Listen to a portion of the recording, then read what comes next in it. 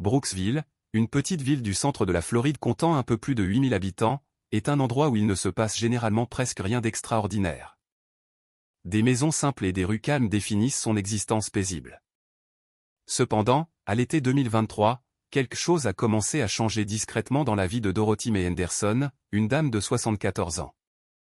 Dans son jardin, Dorothy avait un petit parterre de fleurs et une simple statue de la Vierge Marie, achetée des décennies plus tôt après la mort de son mari. Pour Dorothy, cette statue avait toujours été un symbole de foi et de souvenir. Mais cet été-là, une tragédie familiale et l'arrivée de son arrière-petite-fille orpheline, Emma, ont transformé la statue en point central d'une histoire qui allait profondément marquer Dorothy, Emma et toute la communauté. Encore aujourd'hui, des gens ordinaires de Brooksville jurent avoir été témoins de quelque chose d'inexplicable. Certains parlent de miracle, d'autres attribuent cela à une coïncidence.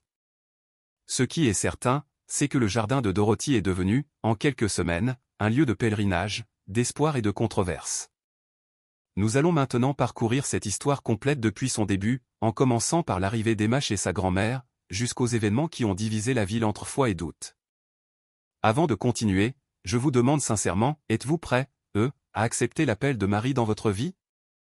Si votre réponse est oui, commentez « Je suis prêt, Et n'oubliez pas de vous abonner à la chaîne car ici, des miracles se produisent chaque jour.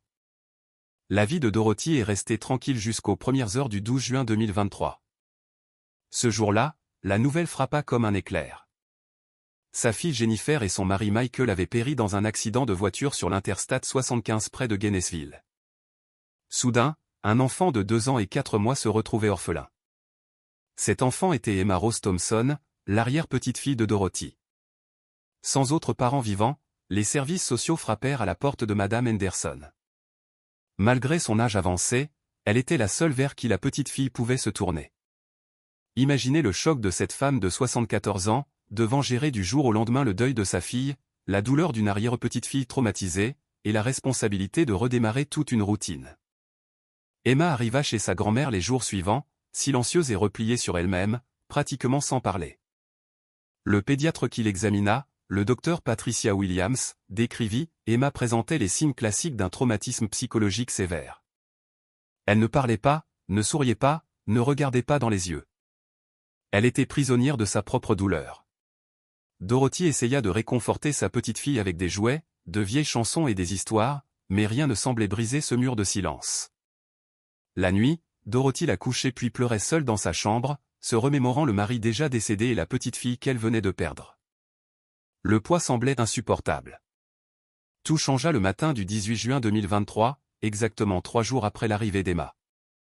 Dorothy préparait des flocons d'avoine pour le petit déjeuner dans la cuisine lorsqu'elle entendit une voix claire et articulée venant du jardin. « Bonjour, jolie dame. Habitez-vous ici, dans ce jardin ?» Dorothy laissa tomber la casserole et courut à la fenêtre. Elle vit Emma, qui jusqu'alors n'avait bredouillé que quelques mots, assise en tailleur devant la statue de la Vierge Marie, parlant comme si elle s'adressait à une personne réelle. « Mon Dieu au ciel !» murmura Dorothy, s'essuyant les mains sur son tablier avant de se précipiter dehors. « Emma, ma chérie, à qui parles-tu » La petite fille se retourna avec un sourire radieux, la première expression de joie que Dorothy avait vue sur son petit visage depuis l'accident. « Avec la jolie dame en robe bleue, Nanadot, dit-elle. Elle a dit que son nom est Marie et qu'elle va prendre soin de moi maintenant. » Dorothy sentit un frisson parcourir tout son corps. Emma parlait non seulement avec une clarté parfaite, formant des phrases complexes, mais l'appelait aussi Nanadot, le surnom affectueux que Harold utilisait pour Dorothy, et qu'Emma n'avait jamais entendu auparavant. « Et qu'est-ce que Marie t'a dit d'autre, ma fleur ?» Emma se retourna vers la statue, resta silencieuse quelques secondes comme si elle écoutait quelque chose, puis répondit, elle a dit, maman et papa vont bien, qu'ils sont dans un beau jardin avec le grand-père Harold. Et Marie a aussi dit, tu n'as plus à pleurer dans ta chambre car le grand-père Harold est heureux et t'envoie un baiser. Les jambes de Dorothy cédèrent, et elle dut s'appuyer sur le banc de jardin que Harold avait construit en 1987. La veille, elle avait pleuré seule dans sa chambre pendant plus d'1 heure, serrant la photo de mariage d'elle et de Harold. Elle faisait cela chaque nuit depuis l'arrivée d'Emma, mais jamais quand la petite pouvait voir ou entendre. « Comment sais-tu cela, Emma ?» Marie me l'a dit, Nanadot. À partir de ce jour, la routine d'Emma changea complètement. Chaque matin, juste après le petit déjeuner, elle allait dans le jardin et passait au moins 2 heures à parler à la statue. Dorothy regardait par la fenêtre de la cuisine, fascinée et effrayée à la fois. Emma parlait avec enthousiasme, racontait ses rêves, posait des questions, puis tombait dans un silence complet, écoutant clairement des réponses. Parfois, elle riait à gorge déployée. D'autres fois, elle devenait pensive, et parfois même elle n'était pas d'accord, secouant sa petite tête et argumentant comme elle l'aurait fait avec n'importe quel adulte. « Marie, pourquoi les fleurs ici ne deviennent-elles jamais laides comme celles du jardin du voisin ?» demanda Emma un après-midi de juin. Dorothy vit sa petite fille incliner la tête vers la droite, sa façon caractéristique d'écouter Marie, et rester ainsi pendant près d'1 minute. « Oh, je comprends. Parce que quand on aime vraiment quelque chose, ça devient plus fort. Et Nana Dot aime vraiment ces fleurs parce qu'elles lui rappellent le grand-père Harold. Et tu les aimes, toi aussi, n'est-ce pas Marie? C'est pour ça qu'elles ne meurent jamais. » Dorothy s'essuya les yeux. Harold avait effectivement aidé à planter ces fleurs la première année après l'achat de la statue. C'était le projet sur lequel ils travaillaient ensemble quand il est mort. Mais le premier événement véritablement inexplicable se produisit le lundi 26 juin 2023. Emma courut à la maison vers 10 heures, les yeux brillants d'excitation. « Nana Dot. Nana Dot. Marie m'a dit quelque chose de super important. »« Qu'est-ce que c'est, ma princesse ?» ?»« La dame dans la maison jaune, celle d'en face, elle est très, très malade à l'intérieur, mais les médecins ne savent pas ce que c'est. Maria a dit que si elle boit une tisane chaude avec les petites feuilles vertes qui poussent dans son jardin près de la clôture arrière, elle ira mieux. » Dorothy était confuse. La maison jaune était la résidence de Carmen Rodriguez, une immigrée mexicaine de 52 ans qui n'y vivait que depuis 6 mois. Dorothy avait à peine échangé plus que des salutations polies avec la femme. « Emma ma chérie, comment Maria peut-elle savoir que Madame Rodriguez est malade? Et comment sais-tu qu'elle a des plantes médicinales dans son jardin? Maria voit tout, Nana Dot. Elle prend soin de tout le monde dans notre rue, pas seulement de nous. Et elle a dit, il faut que ce soit aujourd'hui avant que le soleil ne se couche, sinon la maladie deviendra plus forte. » Dorothy hésita. Aller chez une voisine qu'elle connaissait à peine pour parler de tisane à base de ce que sa petite fille de 2 ans avait entendu d'une statue semblait complètement absurde. Mais il y avait quelque chose dans l'urgence et la certitude d'Emma qui la convainquit. À 16 heures, Dorothy traversa la rue et sonna à la porte de la maison jaune, au numéro 1252. Carmen Rodriguez ouvrit la porte, l'air épuisé. C'était une petite femme aux cheveux gris qui travaillait comme femme de ménage à l'hôpital. « Hola, Madame Henderson, » dit Carmen. « Bonjour, Carmen. Désolé de vous déranger. Puis-je vous poser une question personnelle? Vous sentez-vous bien ces derniers temps? » Le visage de Carmen changea immédiatement. Elle regarda autour d'elle comme pour s'assurer que personne n'écoutait et fit signe à Dorothy d'entrer. « Madame Henderson, depuis 3 semaines, je me sens mal. Très fatigué, mal à l'estomac, et je n'arrive pas à manger. Je suis déjà allé 2 fois à l'hôpital où je travaille.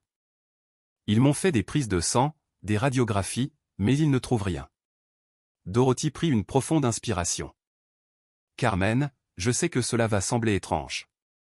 Mais avez-vous des plantes médicinales dans votre jardin? Spécifiquement, près de la clôture arrière. » Les yeux de Carmen s'écarquillèrent. « Si, oui, j'ai de la menthe verte, de la camomille, de la mélisse.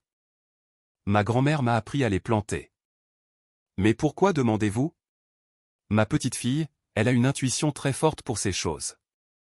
Elle pense qu'une tisane de cette plante pourrait vous aider avec ce que vous ressentez. » Carmen resta silencieuse un instant, étudiant le visage sincère de Dorothy. « Ma grand-mère disait toujours que les jeunes enfants savent parfois des choses que nous ne pouvons pas voir. » J'essaierai la tisane. Le jeudi 29 juin, Carmen frappa à la porte de Dorothy à 7 heures, avant même d'aller travailler. Son visage était rougi, et ses yeux brillaient d'énergie. « Madame Henderson, je vous suis tellement reconnaissante. 3 jours à boire de la tisane de mélisse et je me sens complètement nouvelle. La douleur a disparu. Je mange à nouveau. J'ai de l'énergie. » La nouvelle se répandit rapidement dans la rue. Dans une petite ville comme Brooksville, où tout le monde se connaît, l'histoire de la petite fille qui a guéri Carmen Rodriguez avec une tisane atteignit la moitié de la ville en quelques jours seulement. Le samedi 1er juillet, un petit groupe de curieux se tenait sur le trottoir devant la maison de Dorothy, attendant de voir Emma parler à la statue. Et Emma ne déçut pas. « Nana Dot », dit-elle après sa conversation matinale avec Marie. « L'homme dans la serre avec la clôture blanche va recevoir un appel aujourd'hui qui le fera pleurer. » Mais ce sont des pleurs de joie. Maria a dit que sa femme, qui est allée vivre au ciel, lui a envoyé une surprise très spéciale. Dorothy regarda dans la direction indiquée. La serre avec la clôture blanche était la maison de Robert Bobby Martinez, un vétéran de la guerre en Irak de 45 ans qui avait perdu sa femme Sophia d'un cancer du sein il y a 2 ans. Bobby vivait seul depuis et quittait rarement sa maison. Cet après-midi-là, vers 15h30, Bobby Martinez sortit en courant de sa maison vers celle de Dorothy, pleurant à chaudes larmes et criant « Madame Henderson !»« Madame Henderson, ma fille Anna vient d'appeler. Elle est enceinte. Je vais être grand-père. » Après 5 ans d'essai, elle est enfin tombée enceinte. Bobby sanglotait de joie sur le porche de Dorothy. « Je le jure sur l'âme de Sophia. Quand j'ai reçu l'appel, je l'ai senti là, dans la pièce avec moi. J'ai senti son parfum, celui à la rose qu'elle portait toujours. C'était comme si elle me serrait dans ses bras et me murmurait à l'oreille qu'elle avait toujours su que ce petit enfant viendrait. » Dorothy frissonna. Sophia Martinez portait effectivement un parfum à la rose. Elle s'en souvenait car Sophia laissait toujours un doux sillage lorsqu'elle marchait dans la rue. À partir de ce moment-là, la vie dans cette ville ne fut plus jamais la même. Chaque jour, Emma faisait au moins 2 ou 3 prédictions précises lors de ses conversations avec Marie, et toutes se réalisaient avec une précision impressionnante. Le 3 juillet, Emma dit qu'une lettre importante arriverait pour Madame Linda Watson.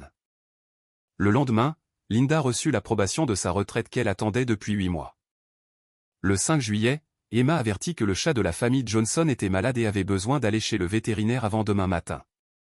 Sarah Johnson emmena Whisker à l'hôpital vétérinaire de Spring Hill cet après-midi-là et découvrit une obstruction intestinale qui, selon le docteur Kevin Murphy, aurait pu être fatale si elle n'avait pas été traitée dans les 24 heures. Le 8 juillet, Emma dit que M. Frank O'Connor trouverait quelque chose qu'il avait perdu sous la chose blanche où il garde la voiture. Frank retrouva son alliance, perdue il y a 3 ans, sous un pot de peinture dans le coin du garage. En 2 semaines, la renommée d'Emma s'était répandue dans tout Brooksville. Les gens commençaient à venir d'autres rues, d'autres quartiers, même de villes voisines comme Spring Hill, Weeki et Dade City pour rencontrer la petite fille qui parle à Notre-Dame.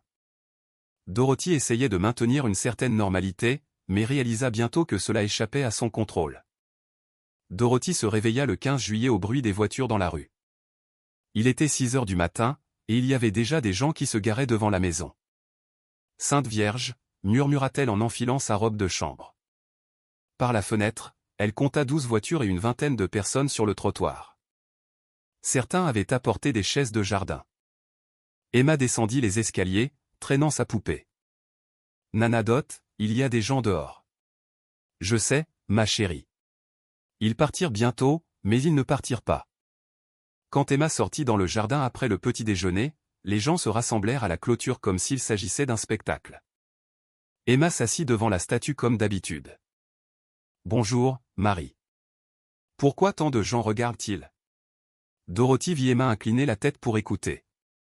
Puis la petite fille regarda les gens à la clôture. « La dame avec les lunettes, votre mari vous appellera cet après-midi. Il va bien. » Une femme dans la foule commença à pleurer. « Mon mari a disparu il y a 3 jours, cria-t-elle. Il est parti au travail et n'est jamais revenu. Maria dit qu'il est chez son frère. Ils se sont disputés, mais il appellera. » Dorothy regardait la scène, se sentant mal. Cela devenait un cirque. Vers 16 heures, la femme avec les lunettes revint en courant chez Dorothy. « Il a appelé. Mon mari a appelé. Il était chez son beau-frère à Gainesville. » La nouvelle se répandit. Le lendemain, il y avait 50 personnes. Dorothy essaya d'établir des limites. « Emma ne parle plus qu'au matin, de 8h à 10h, annonça-t-elle, et pas plus de 3 personnes à la fois. » Mais les gens ne respectaient pas. Ils frappaient à la porte à toute heure, appelaient au milieu de la nuit. Certains sautaient même la clôture pour s'approcher de la statue. Dorothy dut appeler la police 2 fois. « Madame Henderson, dit le sergent O'Sullivan, légalement, nous ne pouvons pas faire grand-chose. Ils ne sont pas en infraction s'ils restent sur le trottoir. Et si je ne veux plus qu'Emma parle à ces gens? C'est votre droit, madame. Votre maison, vos règles. Mais chaque fois que Dorothy essayait de garder Emma à l'intérieur, la petite devenait agitée. Je dois parler à Marie, Nana Dot. Elle m'a dit des choses importantes. Quelle sorte de choses? Il y a une jeune femme qui va avoir un bébé et qui ne le sait pas encore, et il y a un homme qui a perdu beaucoup d'argent, mais qui retrouvera où il l'a mis. Dorothy soupira. Comment pouvait-elle expliquer à une enfant de 2 ans que les choses devenaient folles? La semaine suivante, un homme en costume se présenta. Quelqu'un que Dorothy n'avait jamais vu auparavant. Madame Henderson, je m'appelle Rick Castellano. Je représente une société événementielle. Dorothy n'aimait pas son allure. Quel genre d'événement? Eh bien, nous pensions organiser quelque chose de plus grand, un vrai lieu où plus de gens pourraient interagir avec Emma, avec une entrée payante, bien sûr. Vous garderiez 60% des recettes. Dorothy lui claqua la porte au nez. Ce soir-là, elle appela sa voisine, Meredith. Meredith, je ne sais plus quoi faire. Ça devient fou. Dorothy, as-tu pensé à quitter la ville pendant un moment? Et aller où? Je n'ai pas d'argent pour ça. Chez ma sœur à Ocala. Elle est vide depuis des mois. Dorothy considéra l'idée, mais le lendemain, Emma fit quelque chose qui changea tout. Une femme était venue avec son fils, âgé d'environ 5 ans. Le garçon était en fauteuil roulant. S'il vous plaît, supplia la mère. Mon fils a eu un accident. Les médecins disent qu'il ne marchera jamais plus. Emma regarda le garçon longuement, puis se tourna vers la statue. Elle resta silencieuse pendant près de 5 minutes, plus longtemps que d'habitude. Quand elle se retourna, ses yeux étaient remplis de larmes. Marie a dit que. Marie a dit, certaines choses ne peuvent pas être changées. La mère était désespérée. Mais elle peut t'aider. S'il vous plaît. Emma secoua la tête, en pleurant. Marie a dit qu'elle-même ne peut pas tout faire. La femme partit en criant que tout était mensonge, que Dorothy trompait les gens. Ce soir-là, Emma fit des cauchemars. Dorothy la trouva en pleurs dans sa chambre. Qu'est-ce qu'il y a, mon cœur? Nana Dot. Pourquoi Marie ne peut-elle pas aider tout le monde? Je ne sais pas, Emma. Parfois, les choses sont comme ça. Je n'aime pas quand les gens me grondent. Dorothy serra la petite fille dans ses bras, et à ce moment-là, elle prit une décision. Le lendemain matin, lorsque les gens arrivèrent comme d'habitude, Dorothy sortit sur le porche. Tout le monde, à partir d'aujourd'hui, Emma ne parlera plus à personne. C'est une petite enfant, et cela est devenu beaucoup trop lourd pour elle. Un homme dans la foule cria, vous ne pouvez pas faire ça. Cette fille a un don. Cette fille a 2 ans, répondit Dorothy, et je suis responsable d'elle. Certains acceptèrent, d'autres étaient en colère. 2 femmes campèrent sur le trottoir pendant 3 jours, attendant que Dorothy change d'avis. Mais Dorothy garda Emma à l'intérieur de la maison pendant une semaine entière. Emma était triste les premiers jours. Puis-je au moins dire au revoir à Marie? Dorothy hésita mais accepta. Emma sortit dans le jardin et s'assit devant la statue pendant une dizaine de minutes, complètement silencieuse. Quand elle revint, elle semblait différente. Qu'est-ce que Marie a dit? Elle a dit, il est temps pour moi d'être une fille normale, et que tu es une très bonne grand-mère pour me protéger. À partir de ce jour, Emma perdit tout intérêt pour la statue. Les gens continuèrent de venir pendant quelques semaines encore, mais lorsqu'ils virent qu'Emma n'apparaissait jamais, ils abandonnèrent peu à peu. Emma commença l'école maternelle en septembre. Elle se fit des amis, apprit à faire du vélo, regardait des dessins animés à la télévision comme n'importe quel autre enfant. Parfois, Dorothy la surprenait en train de regarder par la fenêtre vers la statue dans le jardin, mais Emma ne s'en approcha plus jamais. « Tu as manqué de parler à Marie ?» demanda un jour Dorothy. « Un peu. C'est comme ça que ça devait être. » Dorothy ne sut jamais comment expliquer ce qui s'était passé pendant ces mois d'été. Les gens qui avaient vécu cette période n'oublièrent jamais complètement. Carmen Rodriguez continua à boire de la tisane de mélisse. Robert Martinez se rapprocha de sa fille lorsque son petit-fils naquit. Mais la vie continua comme d'habitude.